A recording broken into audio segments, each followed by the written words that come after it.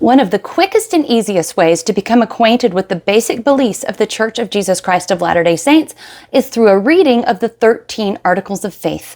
And these Articles of Faith are 13 very concise statements of what we believe that was written by Joseph Smith in 1842 for the benefit of a newspaper reporter. I will now give a reading of the 13th Article of Faith and follow it with some commentary. Here we go. We believe in being subject to kings, presidents, rulers, and magistrates, in obeying, honoring, and sustaining the law. That's it. Very simple. We believe in being orderly citizens who subject themselves to the powers that be. We believe the orderly societies are the best for sustaining health of nations, families, and individuals. We believe that some government is preferable to no government, even if the government is imperfect. There's another scripture we have that goes along with this in Doctrine and Covenants, chapter 58, verse 22, that states, "Wherefore be subject to the powers that be, until he reigns whose right it is to reign, and subdue all enemies under his feet." And of course, the Doctrine and Covenants is some of our scripture in Latter-day Saint religion. And that scripture goes along with the 12th Article of Faith, stating that eventually, Jesus Christ will be our ruler and our head. But meanwhile, it is our job to respectfully and orderly conduct ourselves and be good citizens.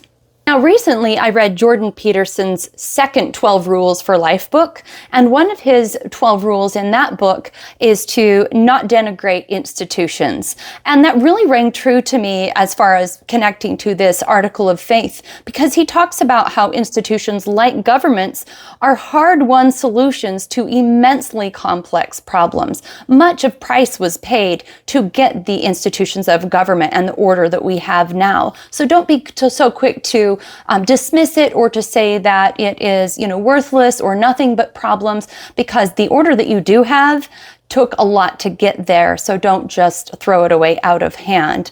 And that some tradition can have value because it is implicit wisdom and evolved intelligence, and that the price of order is to give away some of your personal freedoms for the good of the whole, which are things that are not necessarily popular concepts right now, but I think are very timely and important as we are involved in a lot of societal and political churn where people want to, let's say, thumb their nose at any institution and say that it is nothing but grabbing for power and trying to destroy the individual, which is not necessarily the case. Most institutions have a specific mission that are trying to do good and create order. And so we can do a lot to maintain order by showing respect for the structures that we do have in place, and to gradually and incrementally be agents of change by using our voice and by showing up as good citizens and being involved. So it's not a passive acceptance of the powers that be, but it's an involved and active and thoughtful presence of your voice is how we're supposed to participate with the institutions in which we are involved. And as Latter-day Saints, we are always encouraged to be aware politically and societally about what kinds of things we can contribute and how our voices and our efforts might improve the world around us. Okay, I hope you enjoyed learning about one of these basic principles of the Church of Jesus Christ of Latter-day Saints.